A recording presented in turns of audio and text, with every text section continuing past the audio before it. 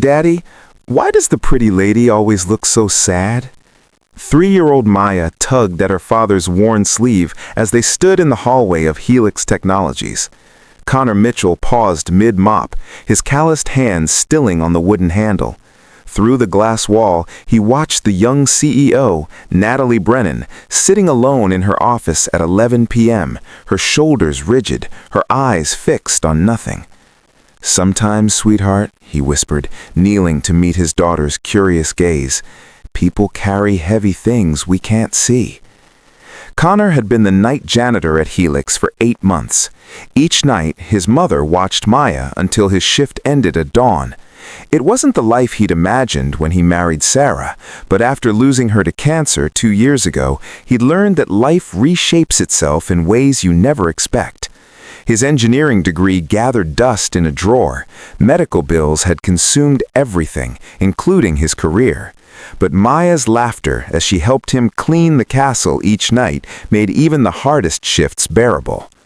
Natalie, meanwhile, had built walls higher than her father's company headquarters. At 30, she'd inherited Helix after her mother's death, and her father's stroke left him speechless in a care facility. Her boyfriend had left 3 weeks later, calling her married to the company. She'd stopped correcting people who assumed she was cold. It was easier than admitting she'd forgotten how to be anything else. That Thursday night started like any other.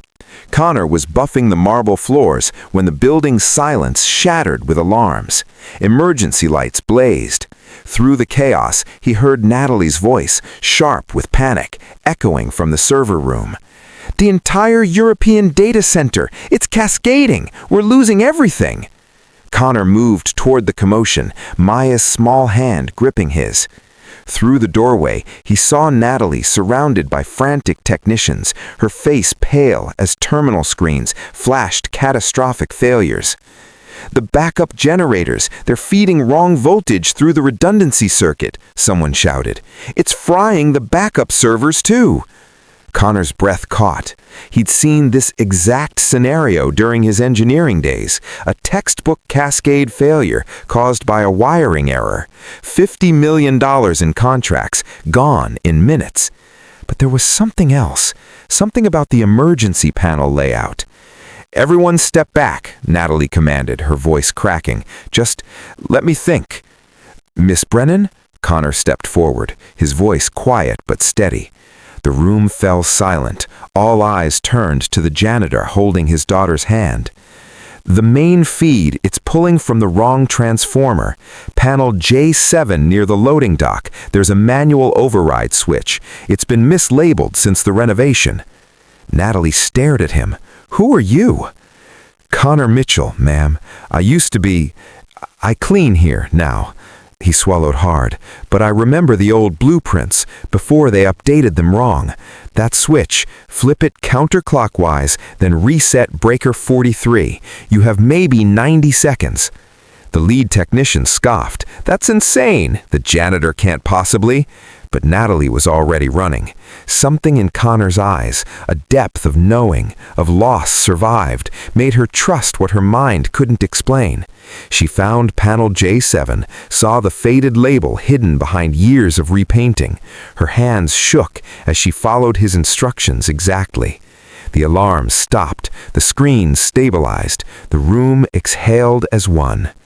Natalie returned, her perfectly composed mask finally cracking. "You just saved everything." Her voice was barely a whisper. "How did you—" "I used to design these systems, before life had other plans," Connor said softly. That night, after the crisis, Natalie found Connor in the break room. Maya was asleep on his lap, her tiny hand clutching his shirt. Natalie set down 2 cups of coffee and for the first time in months sat without her armor. "My mother used to tell me, Natalie, competence gets you respect, but kindness gets you truth." She smiled sadly. "I forgot the second part." Connor's eyes glistened. "My wife used to say something similar. We're all just walking each other home. I stopped believing that when she died." "Why didn't you tell anyone you were an engineer?" Pride has a funny way of disappearing when you're choosing between electricity and chemotherapy. He looked down at Maya. I sent 100 resumes, but gaps in your resume make you invisible. Being her father, keeping her world stable, that's engineering enough. Natalie's own grief, her mother, her father's silence, the loneliness she wore like expensive perfume, suddenly felt less isolating. What if it didn't have to be? Within a week, Connor wasn't just reinstated as an engineer, he was heading Helix's new infrastructure division. But the real transformation was quieter. Natalie started visiting the care facility with Connor, sitting with his mother and her father, learning that strength isn't the absence of pain, but the courage to remain soft despite it. She discovered Maya loved drawing, so she cleared a corner of her office for art supplies. Connor taught her that leadership isn't about knowing everything, it's about creating space where everyone's knowledge matters. 3 months later, at the company gathering, Natalie stood before her employees with Connor beside her, not as janitor and CEO, but as partners rebuilding something human. "This company almost lost everything," she said, her voice strong but warm. "Not because our technology failed, but because I'd stopped seeing people." Connor didn't just fix a circuit that night. He reminded me that every person here carries invisible blueprints of dreams deferred, of sacrifices made, of wisdom earned through living. Connor added softly, "And every act of kindness, no matter how small, has the power to prevent disasters we'll never see coming." Maya, sitting in the front row between Connor's mother and Natalie's father, who'd regained some speech through Connor's gentle encouragement, clapped her small hands. "Daddy saved the castle!" Everyone laughed, but Natalie knelt beside the little girl. "You know what, Maya? Your daddy taught me something more important, that the truest fix isn't stopping what's breaking.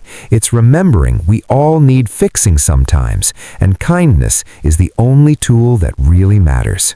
Later, as Connor and Maya prepared to leave, Natalie walked them to the door, the same hallway where Maya had once asked about the sad lady.